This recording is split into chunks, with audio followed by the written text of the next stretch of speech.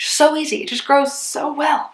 But I like how it looks with the splits. I think it shows that it's a nice mature plant. Make sure that it is photosynthesizing properly. Hello friends, and welcome back to my channel.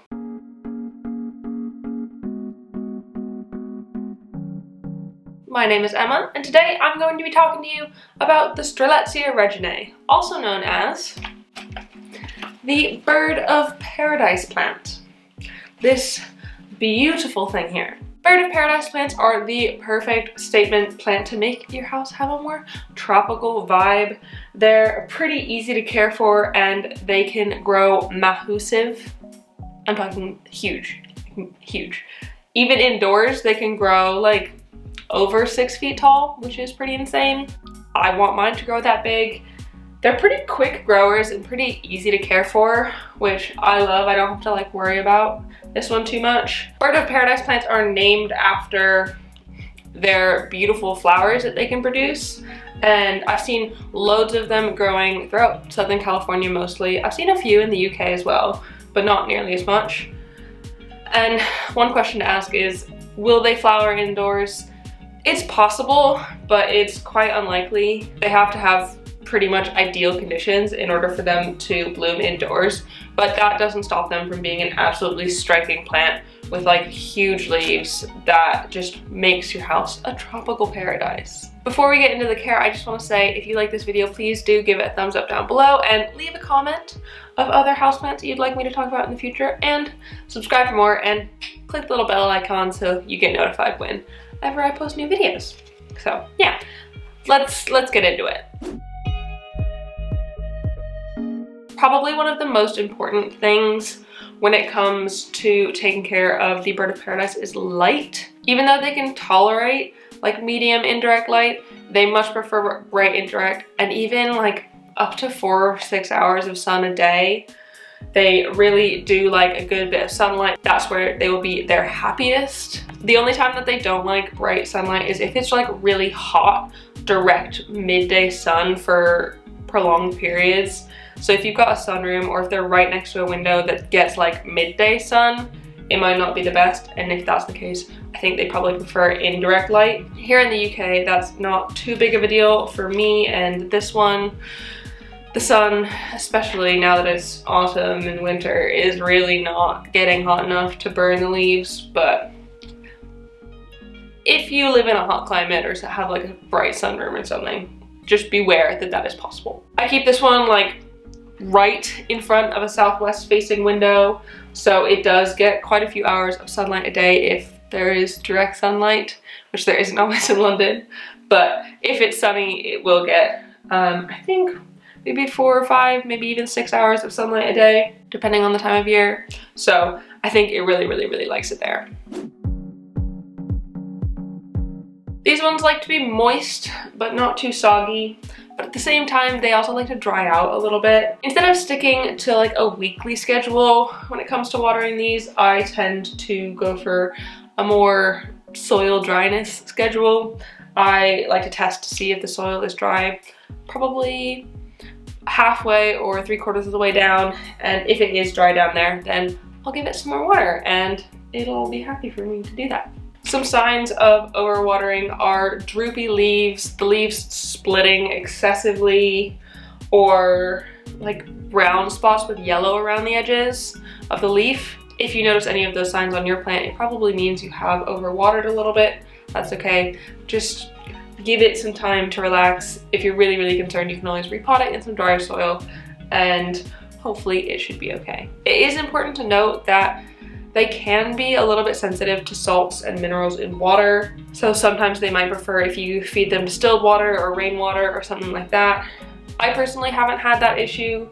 I tend to water this with water that's been sitting out for 24 hours to let like the salts and stuff dissipate off. And it seems to like that, but I really haven't had any issues with that, and the water in London is quite hard, so I wouldn't worry about it too much. Average home temperature should be fine for this one. If you're comfortable in your house, then they will be comfortable as well. Their ideal temperatures are 18 to 27 degrees Celsius or 65 to 80 degrees Fahrenheit. So pretty much average household temperatures. They can be really happy to summer outside if you live somewhere with warm summers. Just be careful to adjust them to more direct sunlight slowly and bring them in before it starts getting cold again in the autumn. Also, they don't like being near drafts or hot or cold air vents, so try to keep them away from that if possible.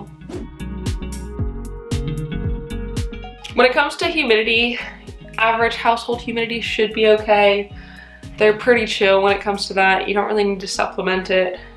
The room this one lives in is probably about 60 or 70% most of the time, so that's fine for this one, but also lower, like 50 or 45 would be fine as well. So they're not too picky when it comes to humidity. Fertilizing bird of paradise is pretty standard. They like to be fertilized in the spring and summer, which is growing season, and that will help them put out loads of new growth. They like to be fertilized probably about once a month, which I think I was doing. I maybe did that a little bit more frequently, maybe every 2 weeks or so, but I think their ideal is once a month. That's what they prefer, and I just did that with liquid gold leaf fertilizer and seemed to like it, and I got loads of new growth in the summer. I've even got some new growth right now. I don't know how I'm going to show you this. See that nice spear there? Yeah, that is some new growth coming out, which is awesome. I think I probably got 6 or 7 new leaves on this over the summer, which is great. I love a new leaf, and it even had thrips over the summer, and it still popped out new growth. So like, just so easy. It just grows so well. You do want to make sure that you're not fertilizing at all though in autumn and winter. Even if it is still growing a little bit, it's probably best to not at all. If you really feel like you need to, because it's growing a lot, you could probably give it once every few months, but I'm not gonna, so.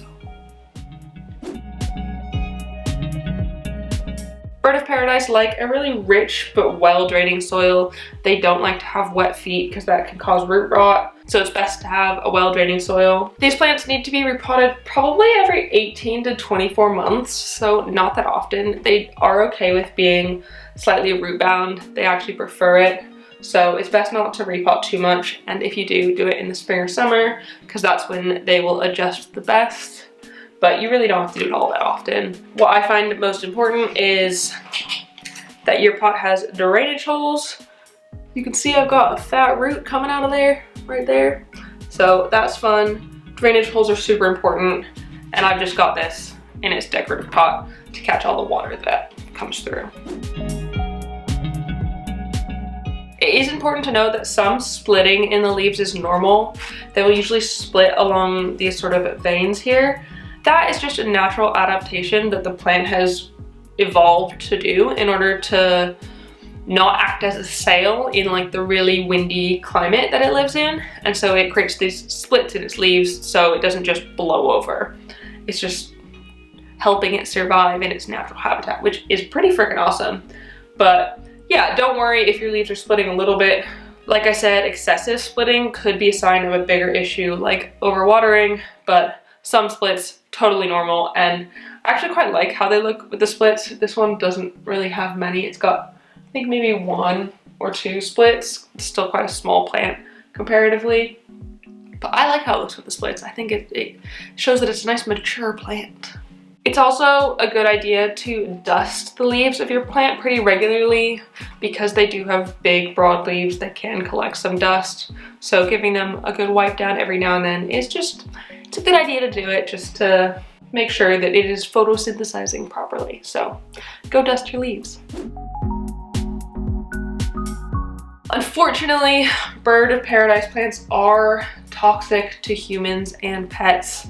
So you want to make sure that no one is eating your plants because it can create a funny tummy situation, nausea, dizziness, and we don't want that for anyone, not our kids, not our pets, not ourselves. So make sure that you're not eating your plants and no one else is eating your plants. So that's it. That's all you need to know in order to take care of your beautiful bird of paradise plants. They are honestly one of my favorites, just so easy to care for and give the space a nice tropical vibe. So yeah, if you like this video, please give it a thumbs up down below. Leave a comment on other plants you'd like me to talk about, and subscribe for more. Also, to see pictures of my plants all the freaking time, head over to my Instagram, and I post stuff sometimes, you know how it goes. Yeah, alright. Thanks so much for watching, and I will see you next time. Bye!